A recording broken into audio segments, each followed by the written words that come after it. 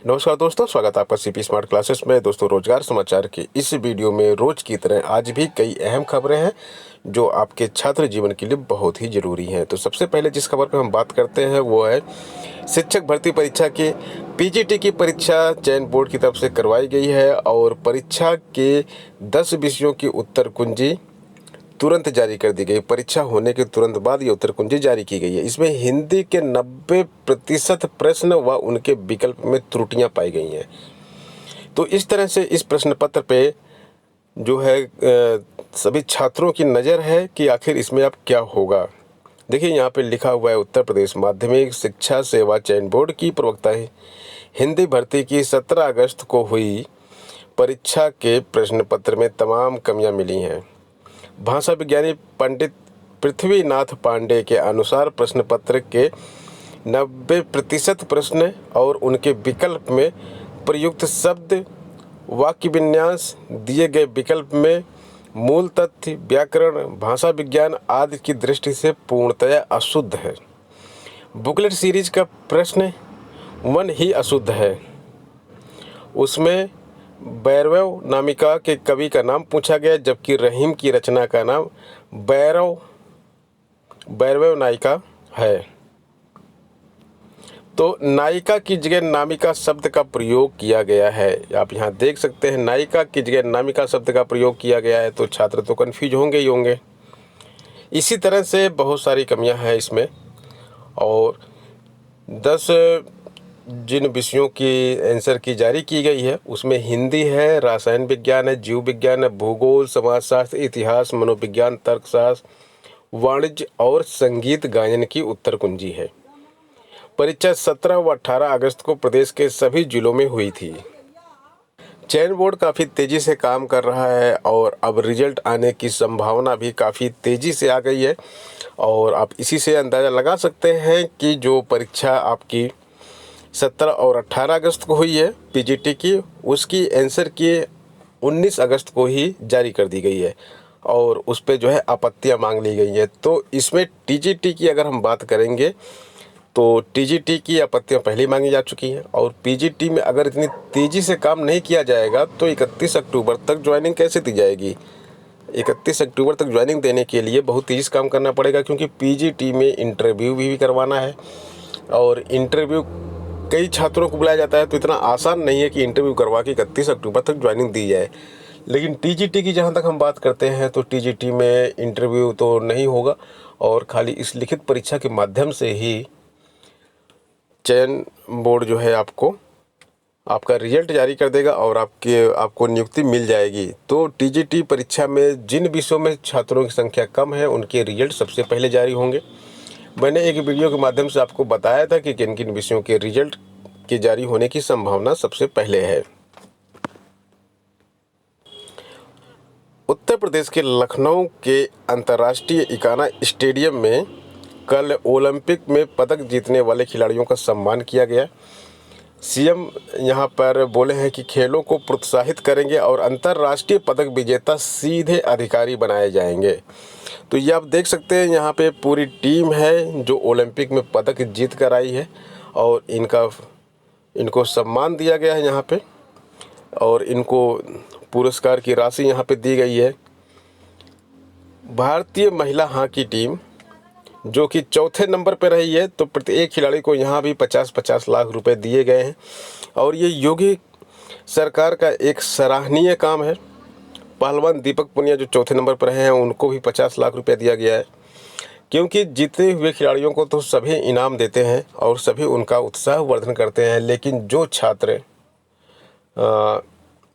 जो खिलाड़ी चौथे नंबर पे आ जाते हैं, मतलब फेल और पास, सिलेक्शन और सिलेक्शन ना होना, जीतना और हारना, इनमें जो अंतर होता है बहुत ही माइन्यूट अंतर होता है। छात्रों के हित में देखा जाए तो जो छात्रों को नौकरी मिलती है, जिनको नौकरी से वंचित रह जाते हैं, उसमें बहुत कम अंतर होता है। खिलाड़ी चौथे नंबर पे आ गए या फिर तीसरे नंबर पे आ गए, तीसरा नंबर वाला सम्मान पाता है, चौथा नंबर वाला सम्मान नहीं पाता है। तो ये गलत है। ओलंपिक के खेल में जाने से पहले खिलाड़ी अपना जी जान लगा के तैयारी करते हैं, तब जाके ओलंपिक के खेल में पहुंचते हैं। और वहां पे पूरे विश्व के खिलाड़ियों को पीछे छोड़ते हुए अगर वो चौथे नंबर तक भी पहुंच गए तो उनको भी प्रोत्साहित करना चाहिए, उनको भी सम्मान देना चाहिए, उनको भी इनाम देना चाहिए, जिससे कि अपने करियर को चमका सकें। 50-50 लाख रुपए जो योगी सरकार की तरफ से दिए गए हैं, इससे ये खिलाड़ी उत्साहित होंगे और इन पैसों का प्रयोग अपने खेल को चमकाने में लगाएंगे, खेल की कला को सुधारने में लगाएंगे और इनका उत्साह कम नहीं होगा। इनको उत्साह मिला है कि चौथे नंबर पे आए हैं, देश का इन्होंने भी नाम किया है और आगे इन्हीं खिलाड़ियों से पदक मिलेगा भारत को। तो ये सरकार का देखिए जो भी सराहनीय कदम है उनकी उसकी पूरी तरह से सराहना करनी चाहिए और जो कदम सरकार का गलत होता है उसका पूरी तरह से खुलकर विरोध करना चाहिए। मैं योगी सरकार के इस कदम की पूरी सराहना करता हूँ। यूपीपीएससी की बात करते हैं। स्टाफ नर्स की आवेदन की तिथि यहाँ पे बढ़ा दी गई है। 3 सितंबर तक ऑनलाइन आवेदन कर सकते हैं। स्टाफ नर्स सिस्टर ग्रेड 2 महिला पुरुष की भर्ती निकली थी, 3 सितंबर तक इसकी डेट बढ़ा दी गई है और ऑनलाइन परीक्षा शुल्क 31 अगस्त तक कर सकते हैं और 3 सितंबर तक ऑनलाइन आवेदन पूरी तरह से सबमिट कर सकते हैं। पदों की संख्या इसमें 3012 है, जिसमें पुरुष के पदों की संख्या 341 और महिला की पदों की संख्या 2671 है। और प्री परीक्षा में अभी काफ़ी समय है। इसकी जो प्री परीक्षा होगी, प्रारंभिक परीक्षा होगी, वो 3 अक्टूबर को होगी, प्रस्तावित है।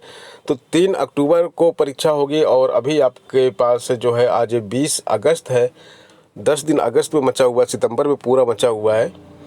तो सब मिला के आपके पास करीब 40 से 45 दिन बचे हुए हैं और प्री परीक्षा की तैयारी अभी भी की जा सकती है। लग जाइए, इसमें बहुत अच्छा चांस है, गोल्डन चांस है और आपको यहाँ पे जॉब मिल सकती है।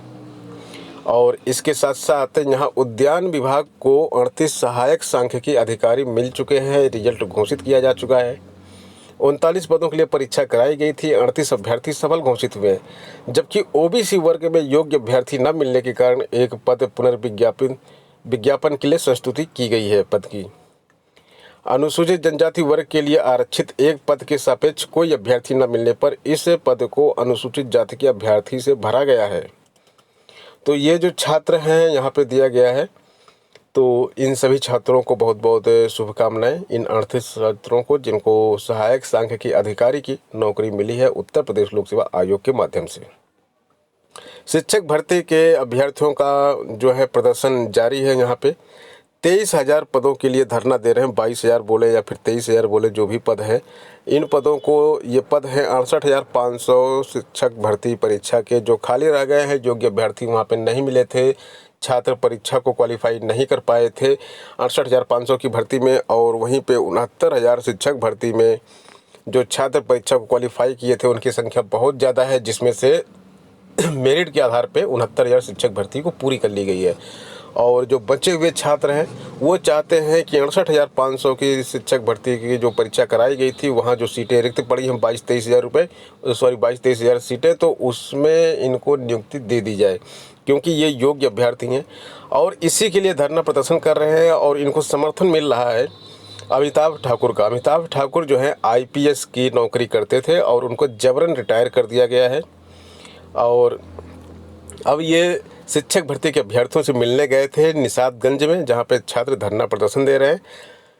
और इस दौरान उन्होंने 23,000 पदों के लिए धरना दे रहे अभ्यर्थियों की जान बचाने तथा नियुक्ति देकर न्याय कराने की मांग की है। अमिताभ ने कहा कि सैकड़ों अभ्यर्थी कई दिनों से धरना दे रहे हैं, कोई टंकी पर चढ़कर बैठे और 7 अभ्यर्थी आमरण अनशन पर हैं। इसके बाद भी योगी सरकार मामले का निस्तारण नहीं कर रही है। प्रदर्शन में शामिल महिला अभ्यर्थियों को शौच आदि की बुनियादी सुविधा तक नहीं दी जा रही है।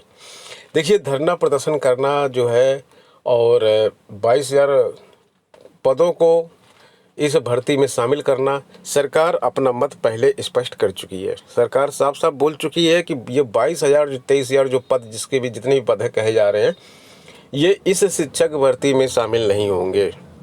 और उन्होंने ये भी कह दिया है कि हर एक भर्ती का अपना अलग नियम होता है। अब ये नहीं कि 68,000 की भर्ती के बचे हुए पद उठा के 69,000 भर्ती में शामिल कर लिए जाएं, लेकिन छात्र अपनी मांग पर अड़े हुए हैं और आगे देखना है कि क्या ये छात्र सरकार को झुका पाते हैं या नहीं झुका पाते हैं। चुनावी साल है, सरकार कुछ भी कर सकती है। सरकार चाहे तो फैसला लेके 22,000 छात्रों को नियुक्ति दे सकती है, या फिर सरकार चाहे तो एक और नई भर्ती जो आने वाली है उसमें इनको शामिल करके इन पदों को नई भर्ती निकाल सकती है। तो सरकार के हाथ में, सरकार कुछ भी कर सकती है। अब छात्रों के ऊपर होता है कि छात्र अपना जो पक्ष है कितने दमदार तरीके से रख सकते हैं सरकार के सामने, जिससे सरकार को झुकना पड़े। ये तस्वीरें हैं उन छात्रों की जो धरना प्रदर्शन कर रहे हैं और उनकी मांग कर रहे हैं कि 22,000 पद इसमें जोड़े जाए। इसमें छात्राओं की संख्या देखेंगे आप, छात्राएं बढ़ चढ़कर इसमें हिस्सा ले रही है और उनका भी यही मांग है कि जो है जल्दी से जल्दी जो है इन पदों को 69,000 शिक्षक भर्ती में जोड़ लिया जाए, जिससे उनको राहत मिले और उनको एक नौकरी, सरकारी नौकरी मिल सके। 28 लाख कर्मचारियों पेंशनरों को मिलेगा डीए और डीआर। तो जो डीए 11% बढ़ा हुआ जो डीए है उसका भुगतान अब कर दिया जाएगा। 28% महंगाई भत्ता मिलने का रास्ता बिल्कुल साफ हो चुका है। राज्य कर्मचारी 1.5 साल से ज़्यादा समय से वेतन और पेंशनर अपनी पेंशन बढ़ने का इंतजार कर रहे हैं। कर्मचारियों को भी 17% की दर से डीए मिल रहा है, तो इसका भुगतान अब कर दिया जाएगा, क्योंकि ये डीए फ्रीज कर दिया गया था और योगी सरकार ने फैसला कर लिया है, ये डीए अब उनको मिल जाएगा। पीईटी की परीक्षा अभी भी एक तरह से चुनौती बनी हुई है राज्य सरकार के लिए, क्योंकि राज्य सरकार हर एक परीक्षा में कानून व्यवस्था बनाने में विफल हो जाती है। अब पीईटी को संपन्न कराने के लिए कलेक्ट्रेट में प्रशिक्षण शिविर चलाया गया और यहाँ पे जो है इस परीक्षा की शुचिता को बरकरार रखने और परीक्षा को शांतिपूर्ण ढंग से कराने के लिए यहाँ पे ट्रेनिंग दी गई। और प्रथम पाली में पूर्व 10 बजे से और दूसरी 12 बजे तक, दूसरी पाली में 3 बजे से 5 बजे तक ये परीक्षा कराई जाएगी। 24 अगस्त को इस परीक्षा को होना है, तो 24 अगस्त की पूरी तैयारी जो है शासन और प्रशासन कर रहे हैं। लेखपालों को प्रति प्रमाण पत्र 5 रुपये पाने का रास्ता साफ हो गया। लेखपाल जितने प्रमाण पत्रों पर साइन करेंगे उसके हिसाब से उनको 5 रुपये प्रति प्रमाण पत्र मिलेगा। और यहाँ पे जो हालांकि जो ये इनको पैसे मिलते हैं, अभी तक ऐसा कोई नियम नहीं था कि लेखपाल जाति प्रमाण पत्र, आय प्रमाण पत्र या किसी भी तरह के प्रमाण पत्र, निवास प्रमाण पत्र हो गया, इन सबको बनाते हैं लेखपाल, उस पर साइन करते हैं। तो इनको आज तक एक भी पैसे का प्रावधान नहीं था कि इनको कोई पैसा इसके लिए दिया जाएगा। वो उनके सरकारी कर्मचारी हैं, उनकी ड्यूटी में ये शामिल था। लेकिन इस बीच में ये बात उठी थी कि 5 रुपये इनको प्रति प्रमाण पत्र के हिसाब से दिया जाएगा। तो हालांकि 5 रुपये से कहीं बहुत ज़्यादा लेखपाल प्रति प्रमाण पत्र ले लेते हैं, गलत तरीके से ले लेते हैं और वो अभी भी लेते रहेंगे, उसमें कोई वो नहीं होगा। लेकिन जो ये 5 रुपये हैं, 5 रुपये ये सरकारी खजाने से उनको मिलेगा। अगर कोई लेखपाल 50 प्रमाण पत्रों पर साइन करता है तो 50 × 5 रुपये के हिसाब से उनको पेमेंट दिया जाएगा। यूपी के सीएम योगी आदित्यनाथ जी ने जो है घोषणा की है कि 1 करोड़ युवाओं को टैबलेट या मोबाइल फ़ोन दिया जाएगा। इसके साथ साथ प्रतियोगी परीक्षा भत्ता भी दिया जाएगा। विधानसभा में यह घोषणा की गई, अनुपूरक बजट पेश किया जा रहा था तो वहीं पर यह घोषणा की गई कि 1 करोड़ युवाओं को टैबलेट या मोबाइल फ़ोन का तोहफा देगी सरकार। साथ ही प्रतियोगी परीक्षाओं की तैयारी कर रहे युवाओं को परीक्षा भत्ता दिया जाएगा। ये किस तरह से दिया जाएगा अभी इसकी जो है पूरी डिटेल्स नहीं जारी की गई है, लेकिन ये घोषणा कर दी गई है कि ये चीज़ें इनको दी जाएंगी। मुख्यमंत्री योगी आदित्यनाथ ने बृहस्पतिवार को विधानसभा में अनुपूरक बजट पर सदन को संबोधित करते हुए सौगातों की बौछार की। यहाँ पे लिखा है, नए युग का सृजन युवकों तुम्हारे हाथ में है। 1 घंटे से कुछ अधिक समय तक सदन को संबोधित करते हुए सीएम योगी ने युवाओं को प्रोत्साहित करते हुए एक कविता की पंक्तियाँ भी पढ़ी। तो ये कविता की जो पंक्तियाँ यहाँ पे लिखी है, ये युवाओं में जोश भरने के लिए काफ़ी है, लेकिन युवाओं को पेट भरने के लिए युवाओं को नौकरी की ज़रूरत होती है। और योगी सरकार से उम्मीद है कि अब जो सरकार का कार्यकाल बचा हुआ है इसमें तेज़ी से नौकरियां आएंगी, जिससे कि युवाओं को रोज़गार मिलेगा और उनके अंदर जोश तभी आएगा जब उनका पेट भरा होगा।